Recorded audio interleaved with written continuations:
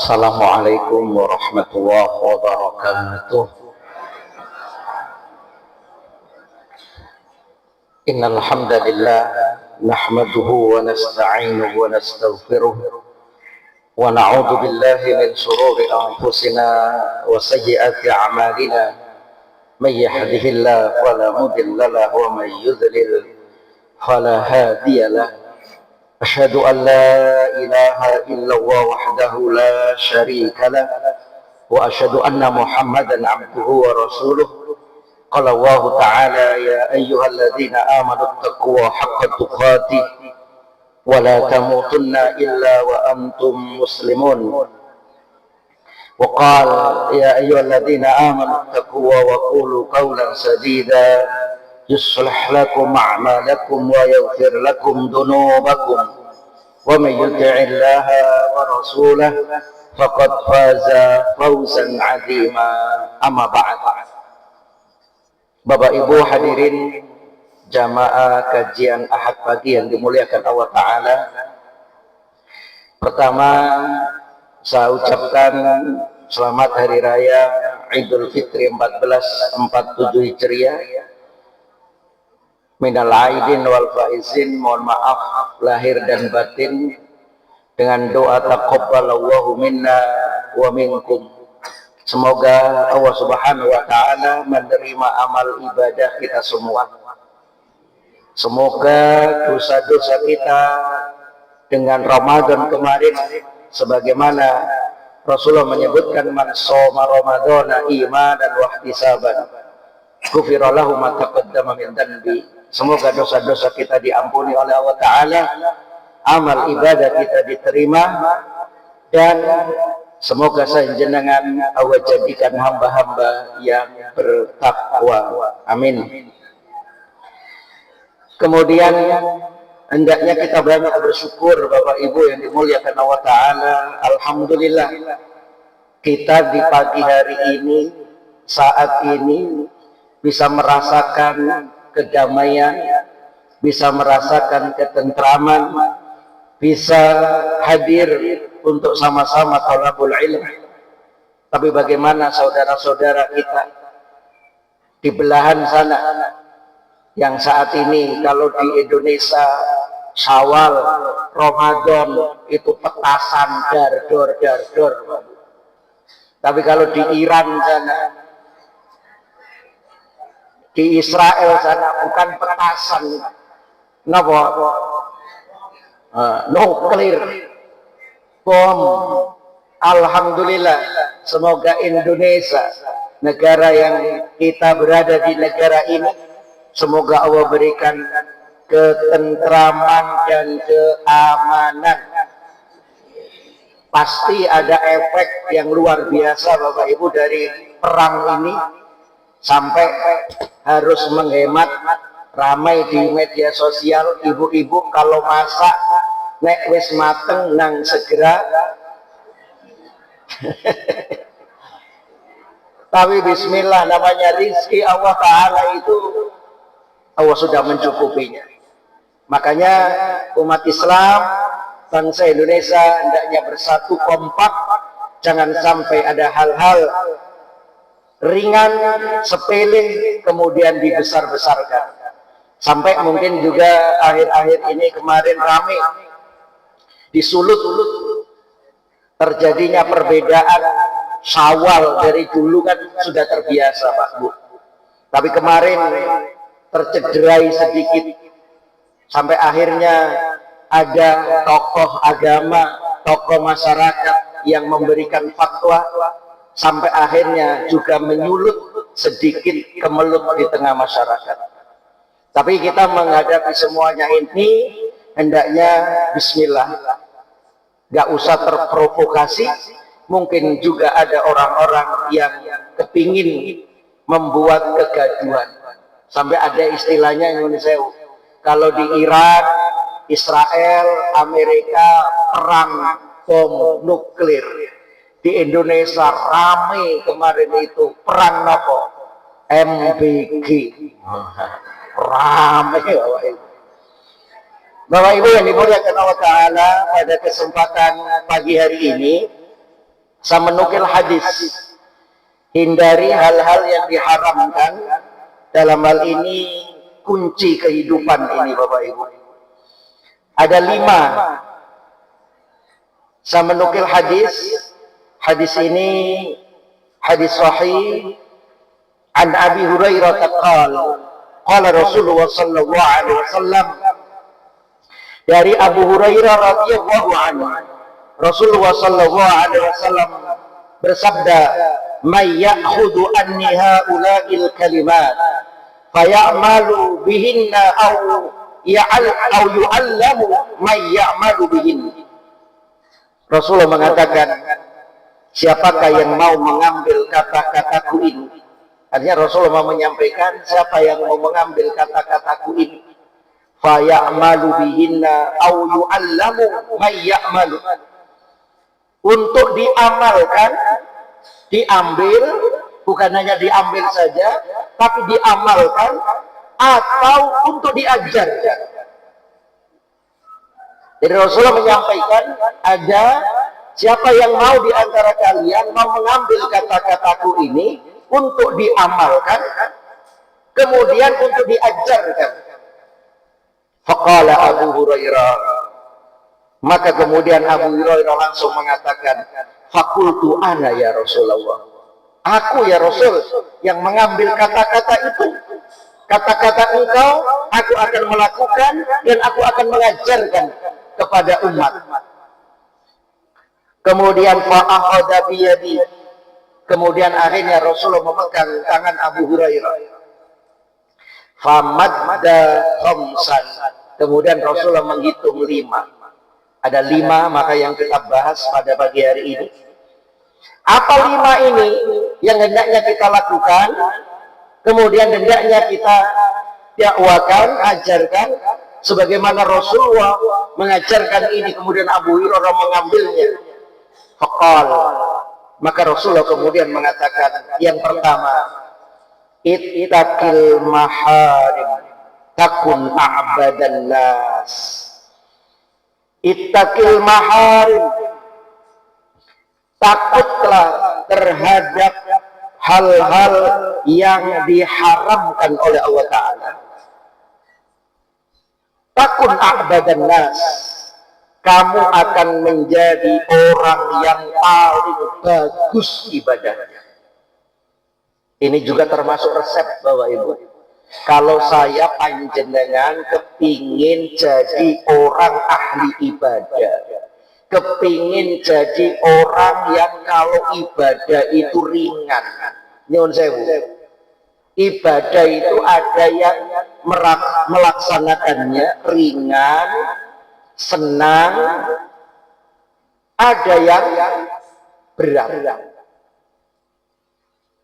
Kalau sudah orang ini merasakan manisnya iman, ibadah seperti Ramadan, ibadah seperti sholat tahajud, ibadah seperti sholat berjamaah, itu ringan dan senang Bapak Ibu. Tapi ada orang yang mengerjakan ibadah itu berat sekali. Dia bisa goes kemana-mana. Dia bisa goes dari satu kota ke kota yang lain, bahkan naik ke gunung kuat, tapi belokkan sepedanya ke masjid, boten kuat. Dia bisa mengangkat beban yang kuat, tapi ngangkat tangannya untuk apa? Takbir nggak kuat.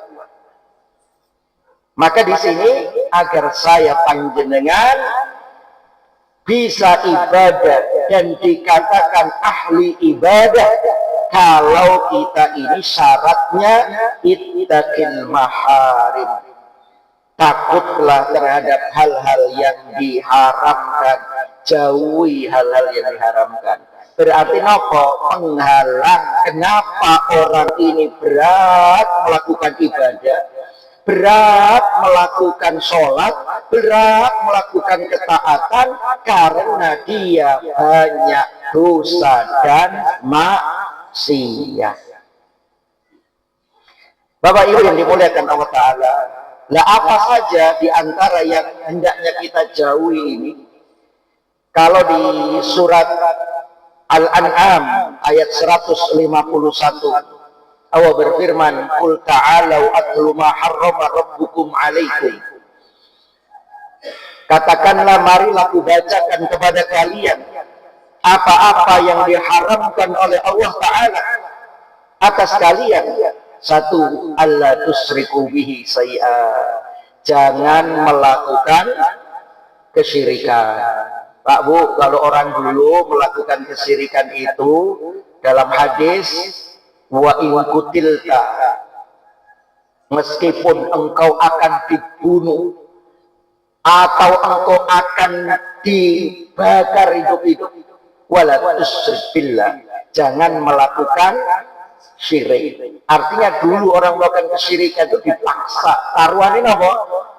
Nyawa. Tapi kalau sekarang, zaman sekarang, orang itu nggak dipaksa Bapak Ibu, tapi atas apa?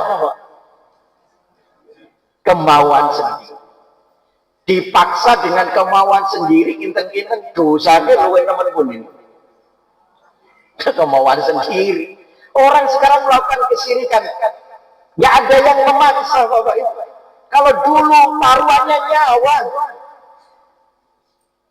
au kutilta, kau akan dibunuh atau akan disembelih, jangan menyekutukan Allah. Kalau sekarang enggak, punya problem, punya masalah, wes mengadunya kepada sinten, nggak dukun itu. Ini yang diharamkan pertama dalam surat ini. Terus, wabil walidaini ihsana, berbuat baiklah kepada orang tua. Artinya apa? Dosa yang kedua yang harusnya dijauhkan, jangan berbuat durhaka kepada orang tua. Wala taqtulu auladakum min imlaq, jangan engkau bunuh anakmu. Yang ketiga, karena takut engkau tidak bisa memberikan mereka makan. Nahnu narzuqukum wa iyyahum, aku yang memberikan rizki untuk anakmu dan juga untukmu. Wala taqrabul fawahisha ma dhahara minha wa ma batan, dan jangan engkau dekati apa-apa yang kami haramkan, perbuatan keji, di sini zina. Wala taqtulun nafsal lati harramallahu illa bil haqq, jangan engkau membunuh jiwa yang Allah haramkan kecuali dengan benar. Kecuali dengan benar ini kenapa? Qisas. Dzalikum wasaqum bihi la'allakum ta'qilun. Yang demikian itu kami wasiatkan agar kalian menjadi orang-orang yang berakal atau memahami. Bapak Ibu yang dimuliakan Allah Ta'ala, kembali yang diharamkan apa? Contoh dalam masalah makanan. Yang diharamkan saya menukil di surat Al-Maidah ayat 3. Hurrimat alaikumul maita, diharamkan atas kalian maita, bangkai. Wadam, nomor kali darah. Walahmul khinzir, babi. Wa ma uhilla li ghairillahi, nomor sekawan, sesuatu yang disembelih tidak menyebut nama Allah atau digunakan bukan untuk karena Allah. Jadi bukan hanya nyembelihnya itu tidak menyebut nama Allah Pak Bu. Nek ngono nek nyebut nama Allah berarti halal. Iya, satu memang harus nyebut nama Allah, tapi dibuat apa? Contoh, Rasulullah menyebutkan, ini masalah kesyirikan, ada dua orang Bapak Ibu masuk suatu kaum, kemudian ditahan oleh kaum tersebut, dan kalau kepingin keluar maka harus berkurban untuk berhalanya. Kemudian akhirnya kami nggak punya apa-apa, kata mereka, dipanggil satu-satu. Qarrib walau bidzubab, berkurbanlah meskipun hanya dengan seekor lalat, laler. Akhirnya kalau kau nggak berkorban dengan lalat ini, dibunuh, karena dia kepingin hidup, akhirnya dia berkorban dengan lalat. Lalat dari korban ya nopo. Terus pokoknya megang lalat mungkin di nopo. Terus pokoknya dikorbankan. Selamat Bapak Ibu. Yang satunya temenmu sudah berkorban, meskipun dengan lalat berkorban nggak kamu. Lah yang satunya buatan turun. Karena kenapa? Kurban itu adalah untuk Allah. Meskipun dengan lalat bukan lalatnya, tapi korbannya itu untuk siapa? Allah Ta'ala. Maka dia tidak mau, akhirnya wazoroba ulukah, dipenggal lehernya. Mati. Kemudian disampaikan kepada Rasulullah oleh malaikat, maka yang selamat dari kaum tadi, tapi dia melakukan kesyirikan, dia tidak selamat dari nerakanya Allah Ta'ala. Yang mati tadi karena mempertahankan akidah, maka surga baginya. Loh Pak Bu, kurban ini dengan lalat aja kayak demikian. Lah sakniki kurban dengan apa? Kepala kerbau, kepala kambing, lu tambah meneh Bapak Ibu. Maka kadang ada orang menyembelih, untuk apa ini sembelihannya? Sembelih terus ditaruh di nopo niku biasa di kampung-kampung ini. Punden. Lah nek seumpama dia nyembelih kemudian ditaruh di punden, sembelihannya ini ya nopo? Halal nopo haram nih? Haram, tapi wong sing gak ngerti, eman-eman terus ingkunge ya enak. Makan ini haram Mbak Bu. Kemudian masalah pernikahan, saya sampaikan ini masalah yang haram dulu. Siapa saja yang tidak boleh dinikahi, jenengan lihat di surat An-Nisa ayat 23. Hurrimat alaikum ummahatukum, diharamkan atas kamu mengawini ibu-ibumu. Saya baca terjemahannya aja biar cepat. Anak-anak perempuanmu, saudara-saudaramu yang perempuan, saudara kandung tidak boleh, saudara-saudara bapakmu yang perempuan, berarti apa? Bibi, saudara-saudara ibumu yang perempuan. Kalau orang Arab itu, kalau dari ibu, dari bapak itu, bibi itu beda. Am sama hal. Jadi sama, bibi dari ibu, bibi dari bapak. Anak-anak perempuan saudaramu yang perempuan, berarti apa nih? Ibu-ibumu yang menyusui kamu, ibu yang menyusui kita, maka ada rodoa, hati-hati. Saudara perempuan sepersusuan. Kalau dulu kan orang lahir, kemudian Nabi Muhammad SAW itu disusui orang lain. Tapi kalau sekarang enggak Pak Bu. Saya jenengan ini mungkin saudara sepersusuan, tapi sepersusuan apa? Bukan susu ini, tapi susu sapi. Kemudian siapa? Ibu-ibu istrimu. Berarti sudah mertua, enggak boleh. Anak-anak istrimu yang dalam pemeliharaanmu, dari istri yang telah kamu campuri, anak tiri. Tetapi jika kamu belum campur dengan istri kamu itu dan sudah kamu ceraikan, maka tidak berdosa kamu mengawininya. Sudah diatur. Terus Bapak Ibu dimuliakan Allah Ta'ala dalam masalah usaha. Ini saya contohkan yang diharamkan aja.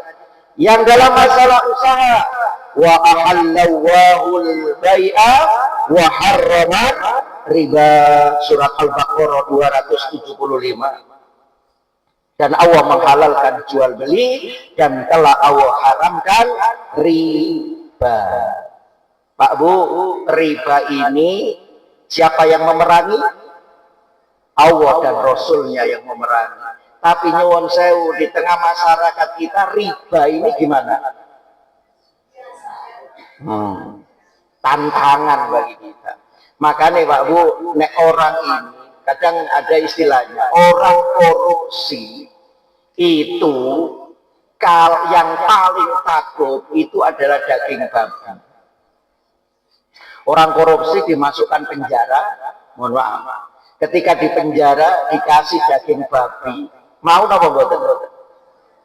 Apa iki? Babi haram. Tapi nek duit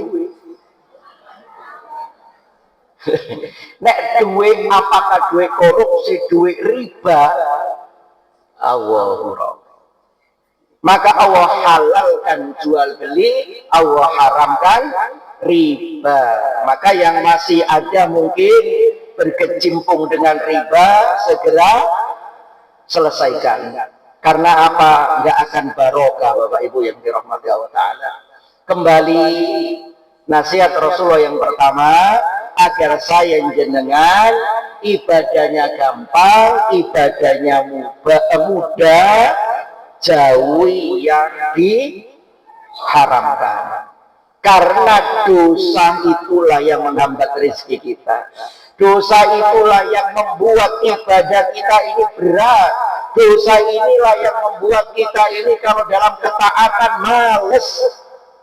Maka semakin dia beribadah, semakin dia mensucikan dirinya, semakin dia banyak istighfar, dosa-dosanya hilang, insya Allah ibadahnya menjadi mudah, gampang.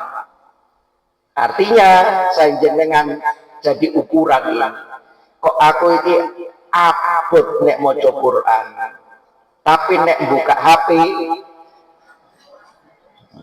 berarti tandanya napa niki Pak Bu? Nah, dosa es. Yang kedua, wasiat Rasulullah sallallahu alaihi wasallam, warda bima qasamallahu takun ajnan nas. Ridolah dengan apa yang Allah bagikan buatmu. Takun ajnan nas, maka engkau akan menjadi hamba yang paling kaya. Pak Bu, siapa hamba yang paling kaya? Hamba yang ridho. Kekayaan itu letaknya di mana? Di hati. Di tangan ini apa? Rizki jenengan, titipan.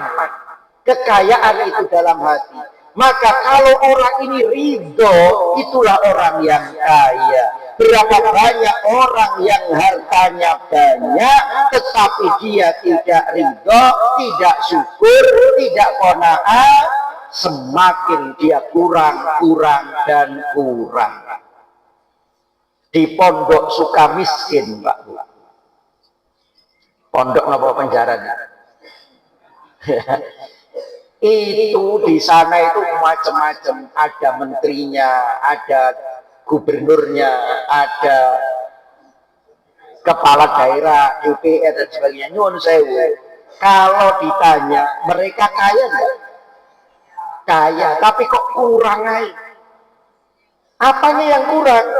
Kurang ridhonya, kurang syukurnya. Maka Rasulullah mengatakan laisal ghina an kasratil mal. Kekayaan itu bukan banyaknya materi yang ada di tangan kita. Walakinnal ghina, akan tetapi kekayaan itu adalah ghinan nafs, kaya jiwa. Nek isok nggih tangane akeh rezekine, apine sugih lho. Jadi tangan sampai api iki padha napa nih? Padha enten iki. Nek boten sakit hatinya yang ridho, meskipun tangannya ini enggak banyak harta. Tapi naudzubillah min dzalik, ada orang ini di tangannya banyak rezeki, enggak ada ridhonya, enggak ada syukurnya, kurang terus. Sampai Rasulullah menyebutkan, lau anna li ibni Adam wadiyan min dahab.